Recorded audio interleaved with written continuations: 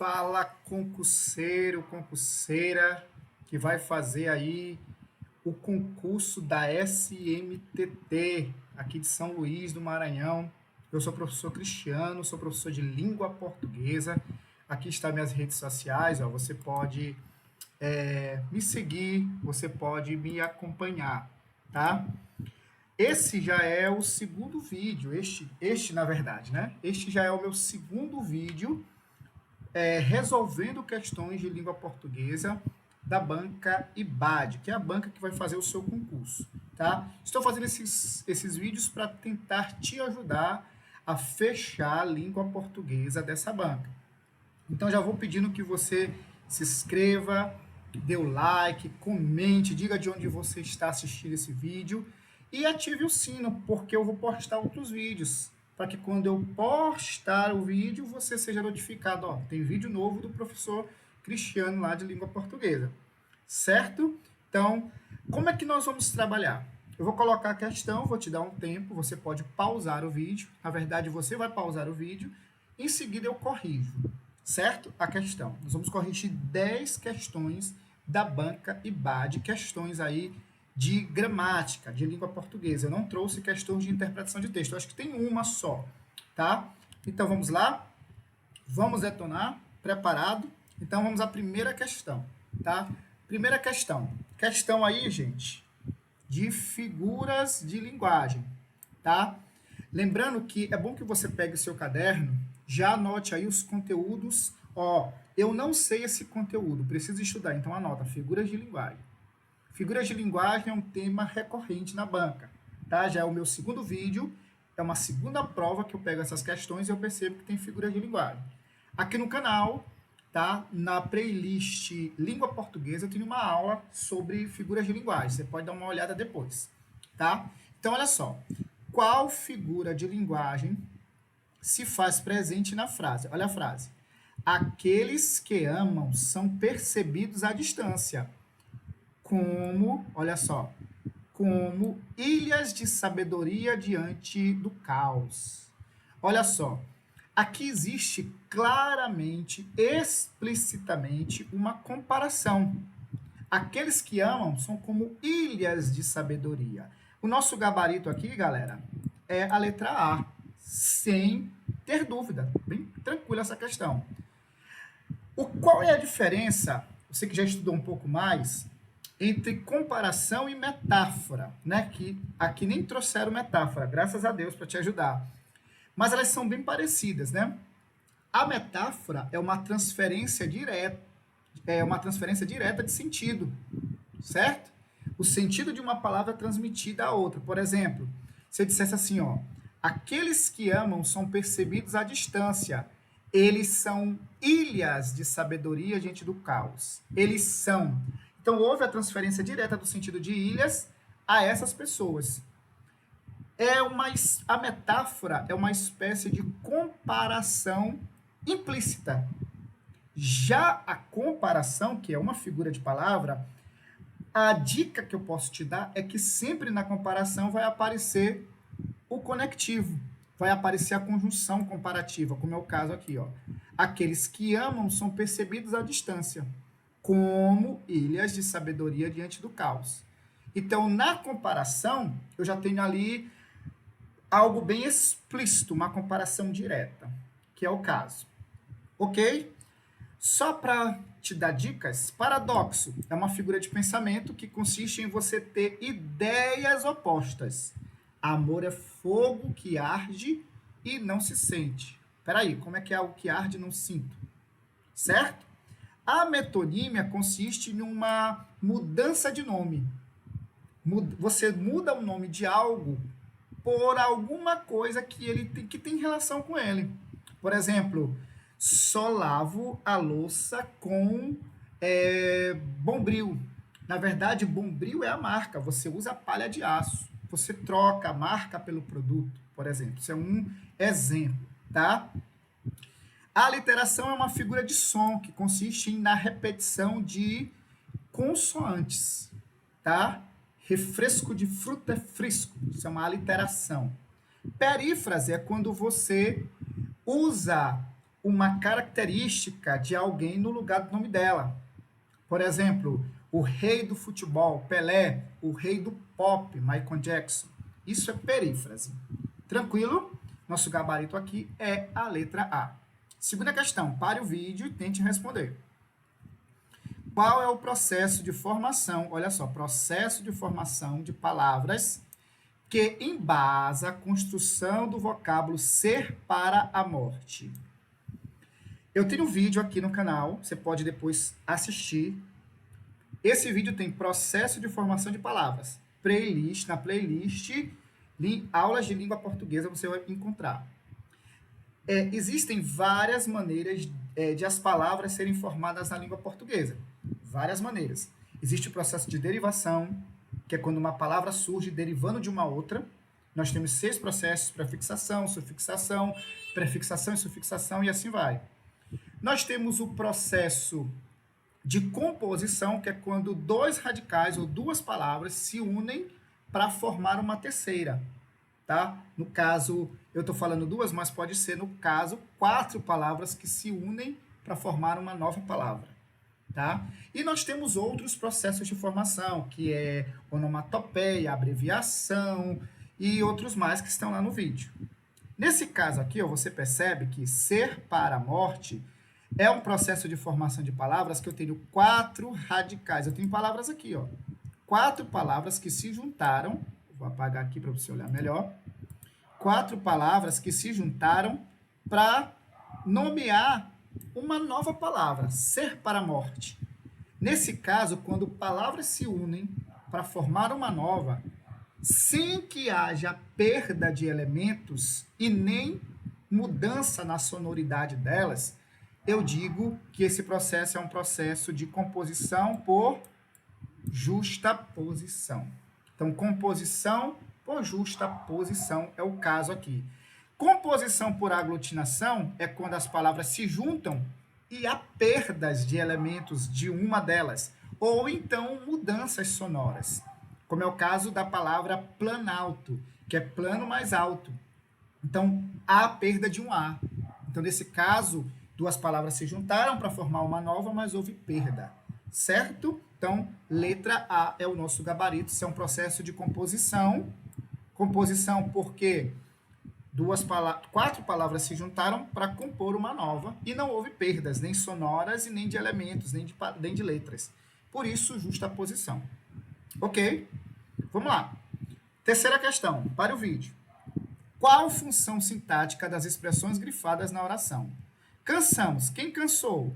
Nós, né?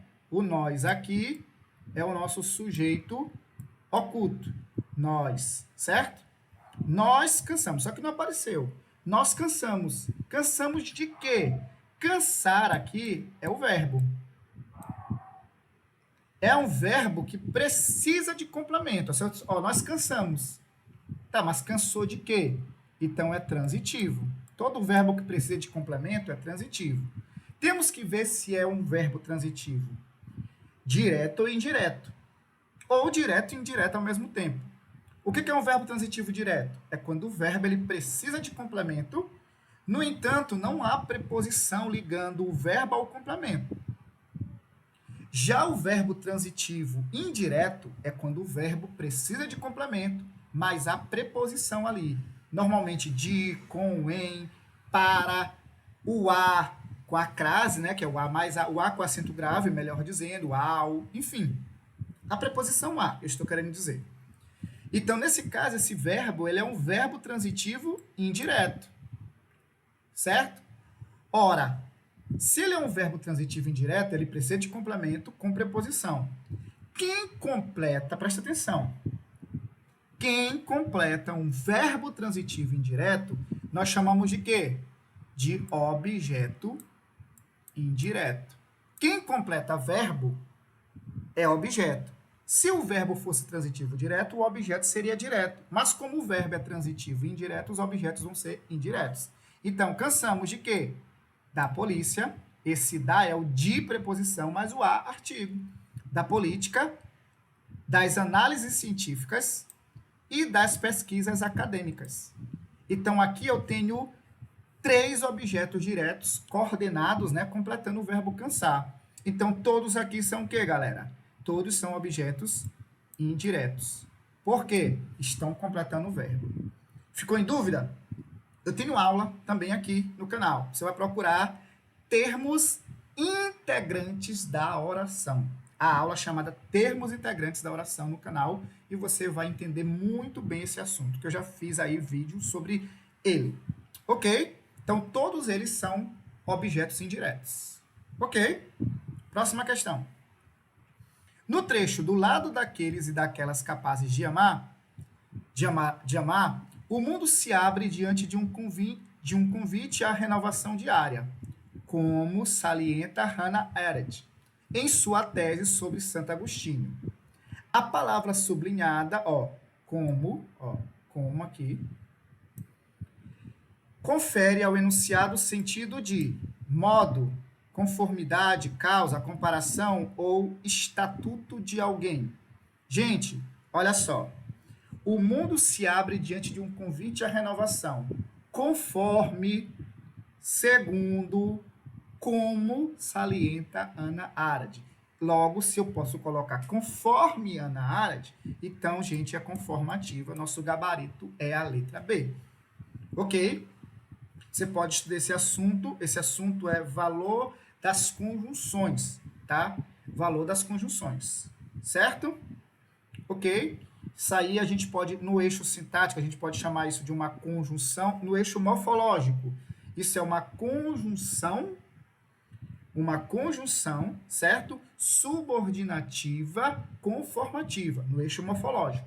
No eixo sintático, eu diria, isso aqui é uma oração subordinada adverbial conformativa. Ok? De boa? Vamos lá. Quais são as respectivas classificações das orações destacadas, das orações abaixo destacadas? Ele quer saber qual é a classificação dessas orações, tá? Porém, acredito que, no final das contas, a separação mais fundamental é entre aqueles. Quem são aqueles? Que amam, aqueles que amam. E os outros, que dispensaram o sopro divino do amar. Tá? Ele quer saber. Então, gente, aqui, essa oração é subordinada. Se você não sabe nada sobre oração subordinada, eu ainda vou preparar vídeo sobre essas orações. Né? Ainda não tenho, mas ainda essa semana eu vou preparar. Mas se você não sabe, anota aí. Estudar orações subordinadas. Substantiva, adjetiva e adverbiais. Anota aí para você estudar. Nesse caso aqui, eu tenho duas orações. As duas, elas têm o mesmo valor, certo? Ambas são orações subordinadas restritivas. Orações subordinadas adjetivas restritivas. No caso aqui, ambas as orações são subordinadas adversativa restritiva. Porém, acredito que, no final das contas, a separação mais fundamental é entre aqueles. Quem são aqueles? Aqueles que amam. A que amam está caracterizando. Quem caracteriza é o adjetivo. E é restritiva porque não são todos. É somente aqueles que amam. Nós temos dois tipos de orações subordinadas adjetivas. Nós temos as restritivas, que normalmente vêm sem vírgula, e nós temos as explicativas, que vêm entre vírgulas. A restritiva, ela restringe. É uma parte do todo. Existe o todo e eu restringo. São somente aqueles que amam. Por isso, restritiva. E os outros que dispensaram o sopro divino. Não são. Quem são esses outros? Apenas os outros que dispensaram o sopro divino do amor. Por isso que ambas são restritivas. Ambas as orações são restritivas. Certo? Estude isso se você não sabe o que é uma oração subordinada adjetiva, restritiva e nem explicativa. Anote aí para você estudar. De boa? Sexta questão. Qual é a função das vírgulas, função de vírgulas, empregadas no trecho abaixo? Tá? Ele quer saber qual é a função das vírgulas. A vírgula ela pode enumerar, ela pode separar, ela pode isolar, certo? A vírgula tem várias funções. Ele quer saber qual é a função dela aqui. Tá? Vou colocar meus óculos aqui. Acredito que, quando a aventura terrena terminar, tá bem aqui a vírgula. Quando a aventura terrena terminar, se alguma divindade estiver realmente nos esperando do lado de lá, talvez a única pergunta relevante seja: você amou de verdade? Olha que frase legal. Olha só, qual a função das vírgulas empregada no trecho abaixo, tá? Então, eu acredito que seja esse aqui. Ele deveria especificar melhor, porque aqui também tem vírgula, né? Mas eu acredito que seja esse aqui. Então, vamos lá. Isolar estruturalmente o aposto? Não. Aposto é um termo resumitivo? Não. Aqui eu tenho aula no canal sobre aposto. Dê uma olhada. Não é para isolar o aposto. Separar elementos de mesma função sintática? Não. Não são elementos de mesma função sintática coordenadas. Não. Isolar construções de vocativo? Também não tem vocativo. Tem aula de vocativo aqui no canal. Separar estruturas de aposto explicativo? Não, não tem aposto aqui. Se você não sabe o que é aposto resumitivo, explicativo, tem aula de aposto aqui no canal, tá? Então, isolar adjuntos. Ah, tá. Entendi agora a questão, gente. Ó, as funções dessas vírgulas são, ó. Acredito que, quando a aventura terrena terminar, isso aqui, galera, é um adjunto adverbial de tempo. Adverbial. Se alguma divindade existir, isso aqui, ó, é um adjunto adverbial de quê? De condição. Isso a gente está falando aí no termo, falando da sintaxe, tá? Então, olha só, quando a aventura terrena terminar, se alguma divindade estiver realmente nos esperando, na verdade, vou apagar isso aqui para te explicar melhor.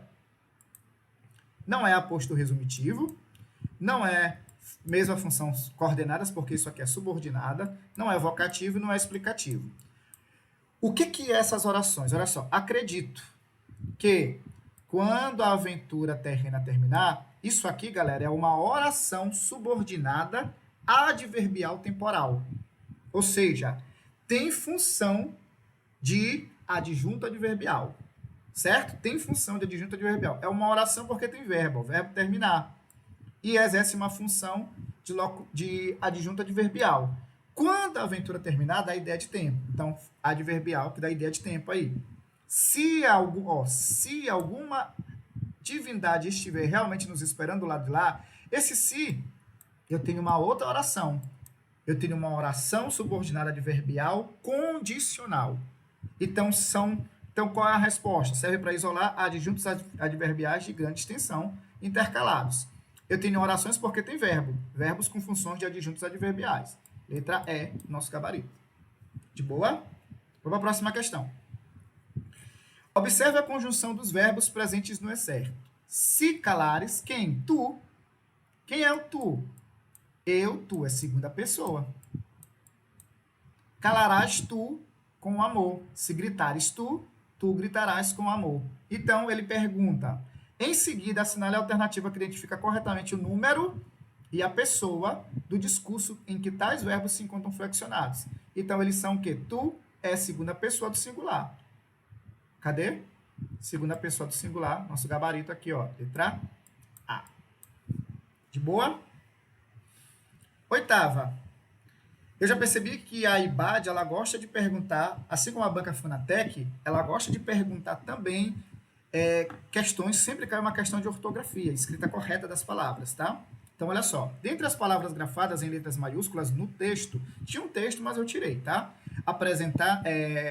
Do texto apresentado, aquelas que se apresentam ortograficamente corretas, de acordo com o contexto, estão indicadas na seguinte alternativa. Vamos lá. Feições, tá certinho, é com C cedilha aqui. Certinho aqui. Poças. Nesse caso, poças aqui no texto é poças mesmo de água. Então, é com C cedilha. Mas existe poça, né? Do verbo poder. Talvez ela possa sair. Mas no texto, tá? Poças é d'água. Então, é com C cedilha mesmo. E entulho é com E. A gente fala entulho, né? Mas é entulho. Nosso gabarito aqui, galera, a letra A, da oitava questão. Certo? Feições, poças e entulho. Olha essa questão aqui de interpretação, tá? Em que consiste o humor da tirinha? O humor da tirinha. Eu acho que falo demais. Já sei. A partir de agora vou ficar uma semana sem falar nada. Isso vai ser incrível, ele diz aqui depois de ter feito a promessa. Olha só. A pergunta é, o que consiste, né, o humor? Na reflexão do Pato sobre a fala de que... sobre o fato de ele falar muito? Não, o humor não está nisso. Na promessa feita pelo Pato de não falar mais? Também não há humor nisso, que dá humor não é isso. No intervalo de tempo que a promessa do Pato iria durar? Não, não tem nem como saber isso, né? Na fala emitida pelo Pato logo após fazer a promessa? Sim, ele promete logo em seguida, ele já fala. Na conclusão do Pato de que ele havia quebrado a promessa? Não, ele não chega a essa conclusão. Isso aqui é uma extrapolação, não tem como saber que ele chegou à conclusão de que ele quebrou a promessa. Tá? Ok, nossa última questão de hoje. Nu é certo, olha só, mas nunca ouvi ninguém revestido da empáfia. Empáfia. De se cansar de amar. A palavra em destaque que não, presta atenção, sempre marca contigo na tua prova, não, certo? Ele quer agora a que não se veicula no sentido de, olha só, 1, 2, 3, 4, 5. Dessas 5 palavras aqui, qual delas não tem a ver com o sentido de empáfia? Empáfia tem a ver com orgulho? Tem. Com presunção? Tem. Tem a ver com vaidade? Tem. Com arrogância? Sim. Mas com modéstia, não. Modéstia já é a questão da humildade, né? Já não tem a ver. Então, modéstia é a única palavra que não se veicula ao sentido de empáfia. Ok, eu fico por aqui. Tá aí meu Instagram. Não te esquece de te inscrever, de compartilhar. E me diga, você gostou da aula? Te ajudou? Esclareceu? De onde você é? Continue estudando. Marca aí o sininho, porque nós teremos outros vídeos dessa banca. Forte abraço!